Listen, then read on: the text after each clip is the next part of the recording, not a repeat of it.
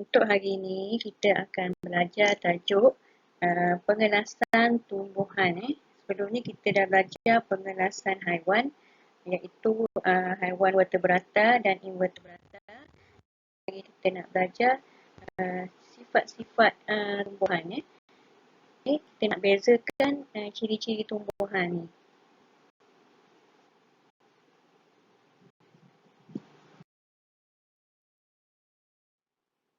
Okey, tumbuhan terbahagi kepada dua jenis. Tumbuhan terbahagi kepada dua jenis. Yang pertama, tumbuhan bunga dan yang kedua, tumbuhan tidak berbunga. Contoh tumbuhan yang berbunga yang kita boleh nampak seperti dalam gambar ni ialah pokok orkid, pokok jagung dan juga pokok bunga matahari. Okey, contoh tumbuhan tidak berbunga ialah cendawan, paku pakis dan lumut. Okey, ni kita tengok memang tak ada nampak bunga. Okey, apa sebenarnya fungsi bunga ni? Bunga ni adalah biji benih. Okey, biji benih.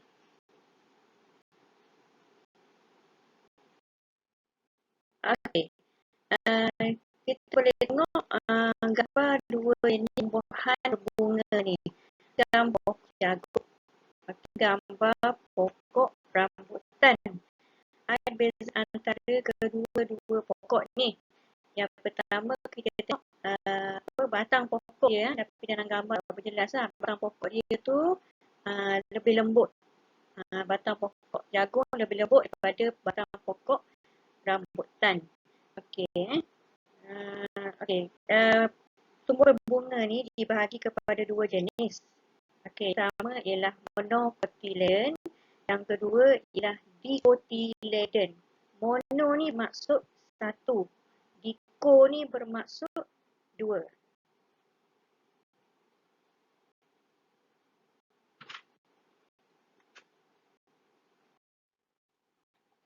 Okey, perbezaan berjenis tumbuhan berbunga. Yang pertama ialah tengok dulu ciri monocotyledon dengan dicotyledon. Yang pertama, ciri pada biji benih dia. Biji benih untuk mono. Mono ni satu je cotyledon. Cotyledon benih dia lah. Jadi kalau kita potong dua pun hanya ada satu bahagian je benih dia. Satu cotyledon saja. Cotyledon dia ada dua cotyledon. Kita belah dua, ada bahagian sini benih belah kiri dan benih belah kanan. Okey. Perbezaan yang kedua, daun bagi tumbuhan monocotyledon, daun dia berurat selari. Daun dia berurat selari. Dia straight je. Dia ada jadi urat tu selari antara satu sama lain, memanjang dan selari. Kalau pokok dicotyledon, dia berurat jejala. Maknanya dia keluar satu jalur, kemudian ada keluar lagi cabang-cabang dia. Tu daun berurat jejala.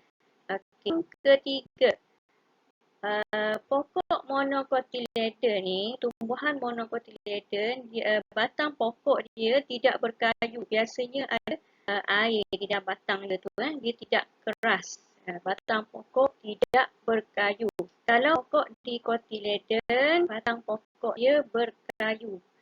Dan yang terakhir, akar serabut. Kalau monocotyledon ni, akar dia ni serabut.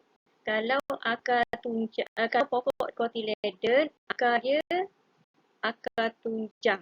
Ni tak nampak dalam gambar, nanti aku beri slide ni. Gambar slide dekat awak.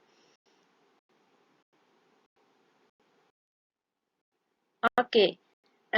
Contoh tumbuhan monocotyledon yang ada satu je cotyledon ni, daun dia berurat selari, batang pokok tidak berkayu, akar rambut. Okey, contoh dia adalah pokok jagung, rumput ataupun lalang, pokok kelapa, pokok tebu, pokok orkid.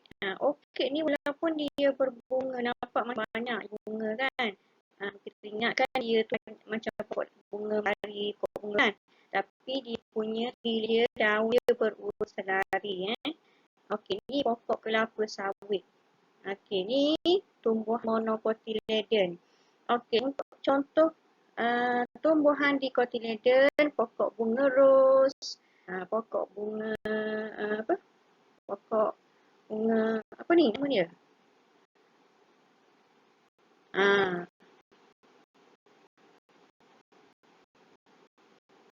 pokok pokok kebangsaan kita ni. Pokok pokok apa? Bunga apa ni? Bunga raya, okey. Pokok harikok durian. Pokok kita pokok ni perdu. Pokok rambutan. Pokok rambutan kita boleh tengok dan dia budak jecara.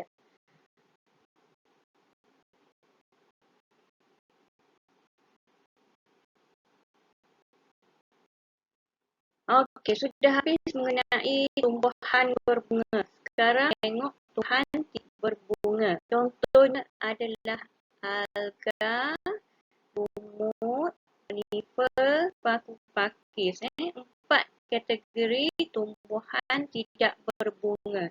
Jadi kalau tumbuhan berbunga ada dua, iaitu monocotyledon dan dicotyledon. Kalau tidak berbunga, alga, lumut, conifer, paku pakis. Bunga, dia tidak mengeluarkan bunga. Jadi cara dia membuat tu tidak menggunakan biji benih. Kalau pokok berbunga, dia mengeluarkan biji benih melalui bunga dia. Okey, ni antara contoh lah lumut. Lumut, cara dia buat menghasilkan spora. Jadi dia bukan vaskula. Apa itu vaskula? Nanti kita tengok info sains selepas ni. Ni pokok paku pakis membiak menghasilkan spora. Dia batang dia tu vaskula. Dia ada batang pokok vaskula. Conifer dia membiak dengan menghasilkan kon. Kon. Sebab tu nama dia conifer. Dan batang dia adalah vaskula. Info sains. Tumbuhan vaskula merupakan tumbuhan yang ringkas dan kecil tanpa sistem vaskula. Maksud vaskula ni maksudnya dia mempunyai sistem yang mengangkut air dan makanan ke seluruh bahagian tumbuhan. Jadi dia mempunyai akar, batang dan daun yang nyata. Macam lumut tadi kita tak nampak ada batang pokok kan, tak nampak ada akar. Tapi kalau tumbuhan vaskula ni macam pokok conifer tu kat tepi pantai semua tu, dia ada akar, dia ada batang, dia ada daun. Okey, kita jawab latihan formatif 1.2. Okey, ni soalan cikgu nak awak jawab dalam buku. Kita bincang dulu soalan ni. Okey, perancangan. Nombor 1. Okey, nombor 1. Kelaskan haiwan. Kelaskan haiwan yang berikut. Ni tajuk yang mula-mula tadi yang kita belajar pasal haiwan lah. Kelaskan haiwan-haiwan yang berikut berdasarkan ciri-ciri sepunya. Okey, jadi apakah ciri sepunya ni?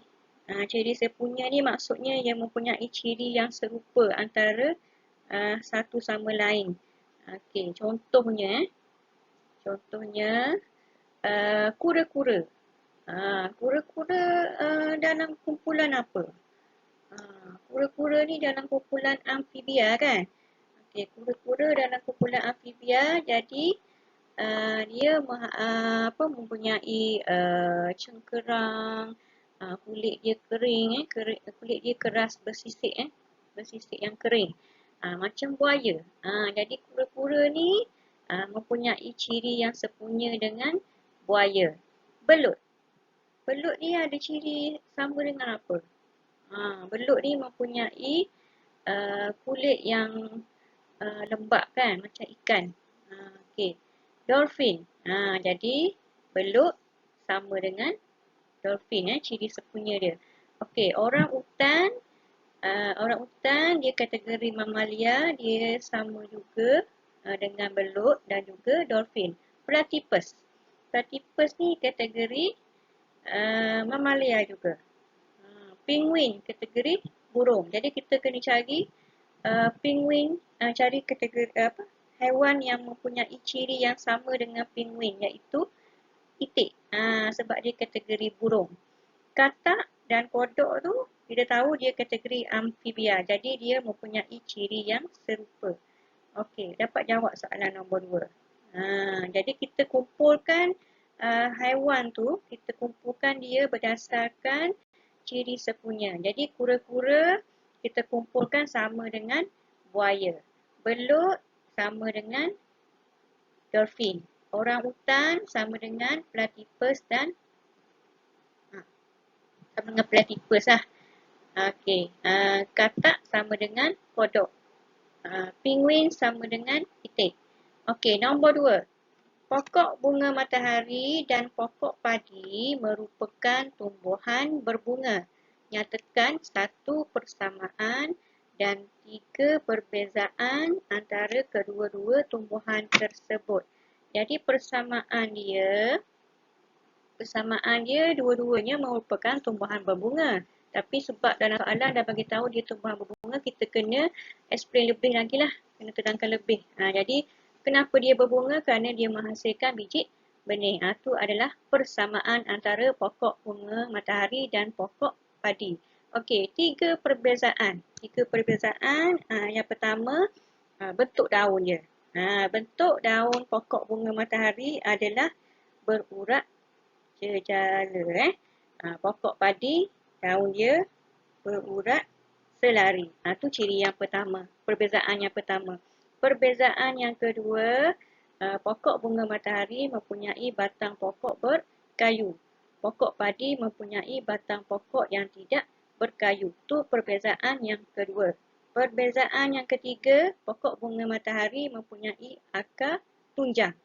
Pokok padi mempunyai akar serabut. Okey, dah cukup 3 perbezaan. Okey, nombor 3. Berikan 2 perbezaan antara tumbuhan monocotyledon dengan dicotyledon. Okey, perbezaan dia. Perbezaan dia macam nombor 2 juga. Nombor 2, perbezaan dia yang pertama, tumbuhan monocotyledon mempunyai 1 cotyledon. Tumbuhan dicotyledon mempunyai 2 cotyledon. Itu yang pertama. Yang kedua, kita boleh cerita sama ada perbezaan daun dia ataupun batang pokok dia ataupun akar dia. Okey. Jadi awak boleh pilihlah yang mana tu antara 3 tu nak cukupkan 2 perbezaan. Okey, sampai sini sahaja nota cikgu hari ini, video cikgu hari ini. Terima kasih.